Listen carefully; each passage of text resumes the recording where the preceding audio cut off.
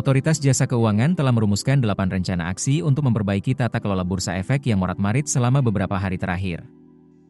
Pelaksana tugas Kepala OJK, Friederika Widyasari Dewi alias Kiki mengatakan, melalui rencana ini pihaknya berupaya mereformasi integritas pasar modal Indonesia dengan cepat.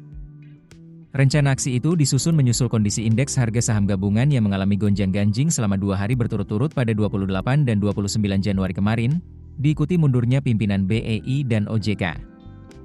Rencana aksi OJK yang pertama terkait kebijakan baru menaikkan free float dari 7,5% menjadi 15%. Adapun free float merupakan jumlah minimum saham suatu emiten yang harus dimiliki publik agar suatu perusahaan tetap bisa tercatat dan diperdagangkan di bursa efek.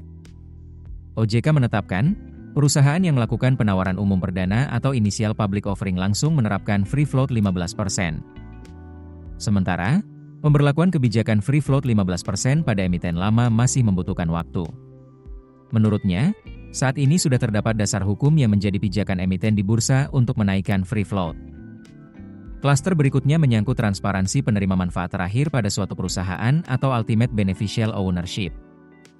OJK mendorong UBO dibuka secara transparan dan berikut afiliasi pemegang saham.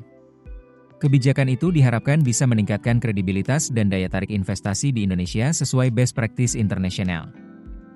Aksi berikutnya adalah memperkuat data kepemilikan saham.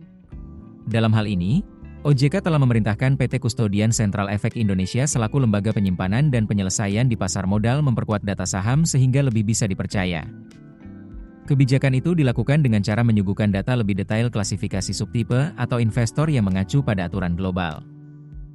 Hal ini sesuai dengan ekspektasi yang disampaikan oleh Morgan Stanley Capital International atau MSCI kepada Otoritas Pasar Modal Indonesia.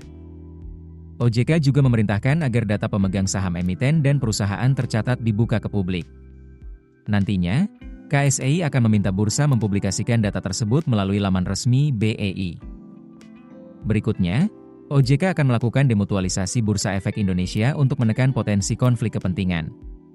Demutualisasi berarti mengubah status BEI dari organisasi berbasis keanggotaan menjadi entitas perusahaan yang bisa dimiliki publik atau pihak lain. Dalam hal ini, OJK akan terus berdiskusi dengan Kementerian Keuangan dan BEI untuk guna menyiapkan demutualisasi tersebut. Selanjutnya, OJK akan melakukan penegakan hukum atau sanksi.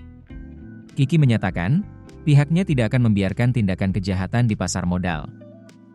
Salah satu target operasi penindakan ini nantinya adalah praktek menggoreng saham di pasar modal dan berbagai informasi menyesatkan. Rencana aksi berikutnya, OJK juga akan memperkuat tata kelola emiten. Pihaknya bakal mewajibkan seluruh direksi dan komisaris komite audit di emiten untuk menempuh pendidikan lanjutan. Aksi berikutnya adalah kolaborasi dan sinergi antar stakeholder.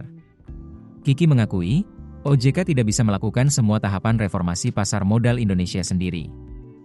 OJK harus berkolaborasi bersama pemerintah, SRO, pelaku industri dan pihak terkait.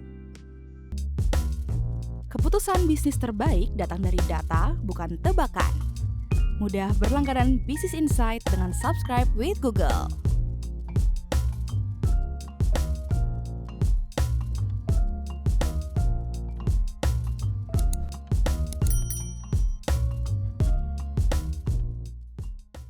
Download aplikasi Kontan sekarang di App Store atau Play Store.